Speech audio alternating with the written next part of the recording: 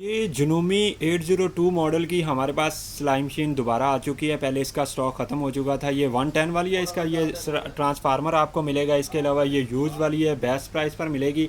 ये पैडल इसका इसके साथ पड़ा है, बिल्कुल नई जैसी है। कंडीशन भी इसकी साफ़ है। ये सिलाई लगा के भी हमने रखी है। इसके अलावा अगर कोई मेरा भाई यूएई के अंदर है तो ऑनलाइन डिलीवरी भी मिल सकती है। All over UAE delivery available है। यूज़ वाली बेस्ट प्राइस पर आपको मिलेगी जुनूमी 802। काफ़ी सारे कस्टमर इसके बारे में पूछ रहे थे, तो अभी फाइनली हमें एक मिली है। तो किसी मेरे भाई को चाहिए तो वो हमारे कॉन्टैक्ट नंबर टिकटॉक आईडी के बायो में दिए हुए हैं, वो उन पर कॉन्टैक्ट कर सकता है। इसके अलावा प्राइस जानने के लिए आप कमेंट के थ्रू इन्फॉर्मेशन वगैरह भी ले सकते हैं। Thank you.